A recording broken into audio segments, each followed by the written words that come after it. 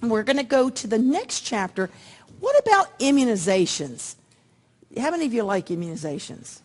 No? It could be an exciting chapter, and what I want to share with you is that I'm going to go over it from a theoretical perspective, helping you understand more or less why we give certain certain immunizations at certain times.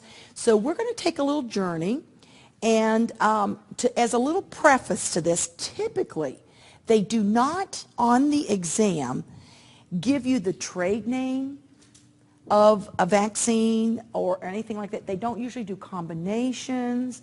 And the reason for that is because they want more of the theory behind it. Why are we doing like a hepatitis B, and why are we, rotavirus, and so on and so forth. So I'm going to have you go through with me a little journey here, and we're going to think about the American Academy of Pediatrics has, and you can see up here there's a website, but even if you Googled childhood immunization chart, you're going to get to this website.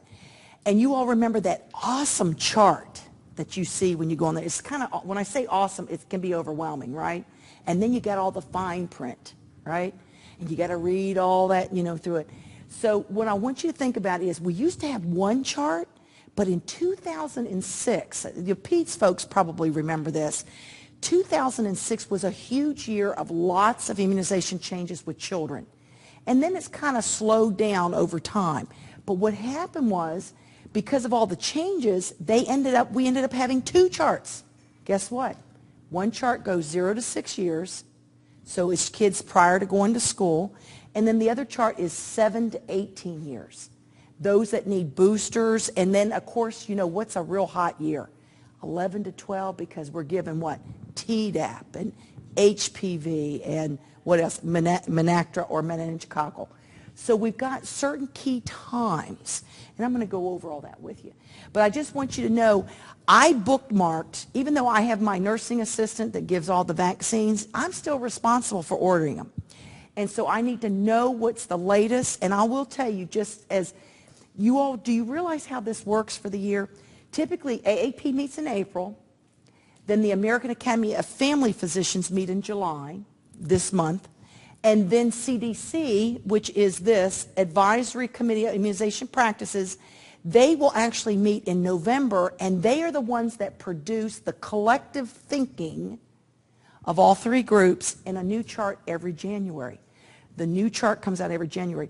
The only change that really came out this past January was a booster for meningococcal. So that's why I want to say is what you need to do to keep up, especially if you're going to be working with kids, is to look every January and kind of understand what is the latest. And sometimes they'll give you a little summary synopsis. So there you go. And I also want to share with you that for the family folks, there is a question that they like to we usually don't worry about how much of a vaccine we give. That's kind of that's something you could read on the packaging insert. But most of your vaccines are about 0.5 ml, either IM or sub-Q, depending upon the vaccine. But there is, for the influenza, it's a little different based on age. And so I'll point that out to you when we get to that section, because sometimes they like to ask that. Hepatitis B, let's go to the first one. The way I want to have you think about it is I want you to think about each vaccine, how many do they get normally, and over what time frame, how is it spread out. So it's a series of 3 at 0 at discharge, okay, the first, right at birth, 2 months later, and 6 months. All newborns first at discharge. An infant who is born of a mother who is positive has the antigen will need to receive immune globulin within 12 hours of life and may test for the antigen and antibody after 3 doses. So you can do what? Serology testing for that, right? And then you've got the mother's status as unknown. Check immediately after birth and administer Hep B within 12 hours. The mother's test positive after delivery. HBIG should be given at least 1 week. And then again, you've got that second dose 1 to 2 months. And did you notice the word up there, monovalent? What does that mean? That means you want to give the vaccine, a new vaccine for the first time by itself. So often we want to do what? Have combinations, and there are lots of combinations. but the first one usually is monovalent. And the final dose will be at that 6 months or 24 weeks. Now, rotavirus. Rotavirus is the one that causes what condition? What condition have you seen? Do you remember intussusception? The prolapsed bowel? Do you all remember that? And guess when it typically causes it? 3 weeks after you get, if you have a child that's going to have it, it's 3 weeks after they've gotten the vaccine. So if that's good history right there for you. What they did was they yanked it off the market, reformulated it, and put it back out there. Now, it still can cause intussusception at 3 weeks, but at a much reduced rate. I mean, you don't see it hardly at all. So you're going to get it, 3 of these in the series, 6 weeks to 32 weeks. And you're probably saying, well, why to 32 weeks? Because that's when they studied it. Most of these are studied epidemiologically for efficacy. And that's why sometimes down the road you see things change because they'll see that it's the coverage wanes. And so there you go. That's the one that is the rotavirus. And the reason we give it at that time is because this is from oral fecal contamination, food and water. Tdap. Now, this is not to get confused with Tdap. Isn't it unbelievable? The different vocabulary, different acronyms. But Tdap is the classic pediatric vaccine. Diphtheria, tetanus, and acellular pertussis. And you'll see here, it's a series of 3, 2, 4, 6 months, and then 2 boosters at 15 months, and then it's 6 years. We also know that Tdap is not indicated for children 7 years of age and older. We also know that there is one called Tdap, okay? This is one that is kind of a new one on the market. Well, I say new. It's actually been out since 2007. It's a series of 1 between 11 and 12 years. And this is the one that everybody should get a single lifetime dose. When do we really focus? We focus this one on what? That 11 to 12 year visit. So either 11 or 12. They're supposed to come, teenagers, believe it or not, are supposed to come see you every year anyways. We know they often don't come to us unless they're in a crisis, but that's typically when we kind of focus. Now, let's think about this. All of you as healthcare providers should have a Tdap, okay? And we do know that it typically is, you get your regular tetanus and diphtheria every 10 years. But at some point, you got to interject a Tdap. The reason for that is we have seen a resurgence, a return of acellular pertussis, predominantly carried among the adults and adolescents down to children. I have treated a number of adults with pertussis. So that's going to be something that you want to think about. Now, Hib. You know, Hib came out in 1983. Can you imagine it's been out that long?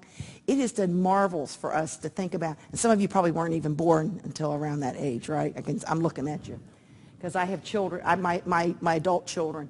But when you think about Hib, Hib has really helped with ear infections and with pneumonia. And so when it came out, we still have kids that have H. influenza infections and so forth. But it has greatly reduced it.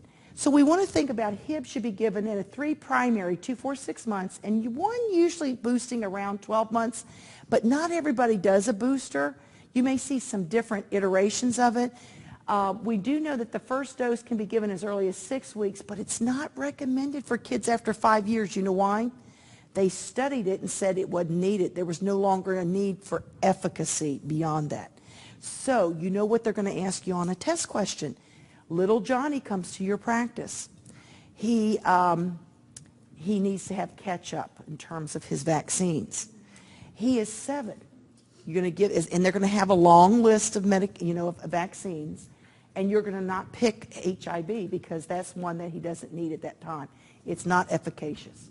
It's also, while I'm saying that, we're getting ready. We're going to do pneumococcal in a minute. That's another one that we don't do beyond 5 years. So when you think of greater than 5, think I don't need Hib, I don't need pneumococcal, and you don't need rotavirus because we stopped back at 32 weeks. Remember that? Okay. See that you're with the vaccines, you back into it on the exam. So here we are with pneumococcal. We got Prevnar, which is good old 13. You remember we had 7. Then they recently came out with 13. Series of 3, 2, 4, 6 months, and 1 at 12 months. And when you think about it, at the time they turn 2, up until when? About 5 years, okay? Children who have already completed their Prevnar 13, who are immune compromised. And who is immune compromised? Kids that have what? Sickle cell, hemoglobinopathies, some type of spleen dysfunction, kids with diabetes, children with asthma, congenital heart defects. These are children that need to have their entire complete pneumococcal series all the way through 5 years of age. Okay? Does that make sense to you? All right. Now, polio, another classic pediatric vaccine, series of 4, 2, 4, 6 months, and 6 years. Typically, we give this inactivative because the oral polio vaccine is what? It's a live virus, and it can be excreted through the gut. Now, I remember as a young child going to the grocery store, the strip mall, and standing in line and getting a sugar cube that is dipped in polio, and I thought that was so fun to go get that because they had an outbreak. But I still remember that to this day, standing there. And but normally, and then some parents, they get tired of their kid getting all these, injections and so forth, will ask for an oral polio at their 3rd to 4th visit. But most of it, the inactivated form. But you want to think about if you have grandma that lives with you and she's helping to change the diapers, and grandma has lymphoma, you don't want her handling that because it's a live virus. So you see how that works for you? Now, influenza, it's 1 dose annually, except children, number 3 there, children younger than 9 years receive 2 doses 1 month apart. Oftentimes you'll see that giving them 2 would give them a little extra boost. And we begin around 6 months, and here you all go. This is the information I wanted to share with you. In children 6 to 35 months, about 1/4 of an ml intramuscularly, or if they're over 3, they get 1/2 of an ml. Family nurse practitioner students, pink pig, okay? That's been known to, I think that's a strange question, but that's been known to be on there. Live attenuated inactivated virus, or LAIV, known as flu mist. You also have trivalent inactivated virus, TIV. And pretty much we know that that's something that we do every fall. Now, MMR, measles, mumps, and rubella. This whole section is a series of 2, 1 year, and by 12 years. Now, that's pretty long. That's pretty stretched out. But that's how CDC says you can do it. Most children do what? Get their MMR completed by the time they go to school, right? 6 years. If exposed to measles or traveling to endemic areas, give MMR as early as 6 months, but the patient will need to continue the primary series. What that means is if you have a child who is younger than 12 months when you're supposed to start the primary series, and they had to get it because they were traveling somewhere where measles, there was an outbreak, you still need to start their primary series. That's not part of the primary. And we're talking mainly, this whole chapter is about prevention for future, okay? Maybe given simultaneously with TB testing, but, such as your PPD, but do prefer to postpone that 4 to 6 weeks to avoid possible suppressive response. Now, Varicella is another one that's come out that has been really helpful because we don't see as much in terms of chickenpox anymore, right? Series of 2 between 12 months and 12 years. Typically, it can be about a 3-month period apart. Give 2 doses, especially when there's no reliable history of chickenpox, no evidence of immunity. You can actually give it a month of, when you're giving the MMR at the same time, because that's pretty much the same time frame, they suggest separating them by about a month, okay? Hepatitis A. Hepatitis A is an interesting one. Everybody who travels, who eats in ethnic restaurants and so forth, because what is hepatitis A? It's a chronic liver disease caused by oral fecal contamination with food and water, and so anybody can benefit from it. But we do know that we have to focus. That's what CDC does. They try to focus on the population at best, that you can get the biggest bang for their buck in terms of coverage. So they recommend a series of 2 between 1 and 2 years, 6 months apart. Okay? And here's your meningococcal, which is the one that was new this year in terms of what their recommendation was. Series of 2, ages 11 to 12, and a booster at 16. The reason they found that they needed to change this is there was an increased rate of meningococcal disease between 16 and 21 years. Do you remember historically, that's when we used to give kids meningococcal support? Kids going to college-age kids, embarking.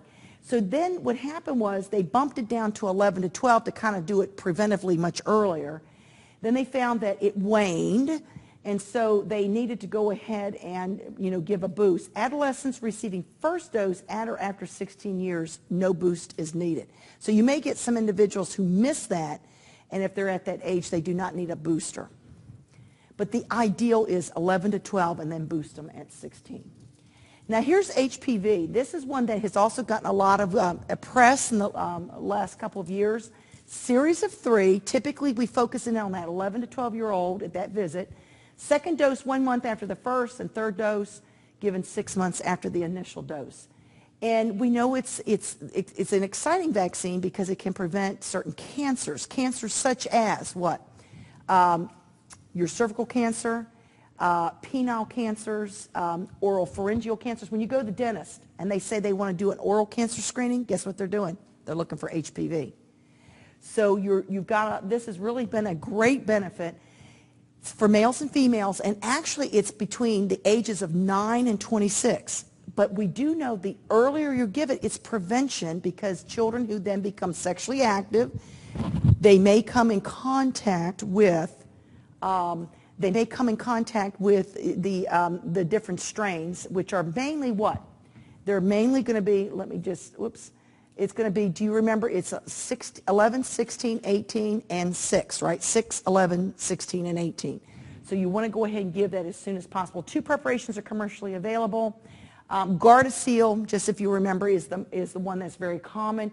And we recommend, one of the things that the American Academy of Pediatrics has recommended is that once you give it to an adolescent, because they do have some rapid changes with their cardiovascular system at that age range, they sometimes have labile syncope, postural hypertension, and vasovagal responses they can pass out, and it's pungent. A lot of them will tell you that it hurts. So you want to think about that. Now, a lot of them think is this histrionics and drama, right? I know you're thinking about this. But anyways, that's what they do recommend. Now, catch-up pearls. If there's a break in any of these immunizations from the recommended schedule, you just resume where that child's current age is. So like I said earlier, if you have, and when I lived in Atlanta, I did refugee medicine for a while. That was a really neat experience, where I would have kids that would come from other countries, and then you try to get them ready to go to school. So if you have a 7-year-old that comes in, you know certain things you're not going to need to give them unless they have chronic illness that would need that. You don't need a Hib. You don't need what? Pneumococcal, unless you have a child that has significant asthma and other considerations. You don't need to do what? Your rotavirus. So you guys know how to do that. You did a good job going through all this, okay? And you want to think about other considerations, which would mainly be adverse effects. Most of them are going to be local, typically minor, like local muscle soreness, low grade temperature, local erythema and tenderness. But you also want to think about things with special considerations, if they're pregnant or have certain allergies. So I would take note of this. This is the pink pig. IPV, contraindicated history of anaphylaxis to streptomycin. MMR should not be given to those who are pregnant, immunosuppressed. Varicella, again, there you are with your pregnancy and immunocompromised individuals, streptomycin allergy. And influenza vaccine may be contraindicated. It says may be contraindicated with those with egg allergy. And also, I would probably include latex allergy for that one. What has happened is a lot of practices will give it, but just observe them for about a period of time. Make sure that they're not going to have a reaction. And the period of time is typically 90 minutes is what they recommend. So just to kind of keep that in mind. And reportable events. Are these reportable events? Anaphylaxis, encephalitis, and death? Absolutely. Every state has a system that ties into this vaccine adverse events reporting system called VAERS. In my state, guess what ours is called? Florida. It's called SHOTS. Isn't that novel? It's actually, the system is actually called SHOTS. www.shots, and you can tie into it. The reason it's such an important system is, remember when we had all those hurricanes and it hit New Orleans? Katrina hit New Orleans. I live in the Panhandle. I live in Tallahassee, Florida. So I'm in the state capital. A lot of the children in the New Orleans and Mississippi area were displaced. They came to Florida. And so we had to get them back into school. So you have systems that have their records already in place. It's much easier also to get them back into school and so forth. So you guys know about that. All right, that wasn't too bad, was it? You think you mastered that pretty good? I think you're going to do great with that.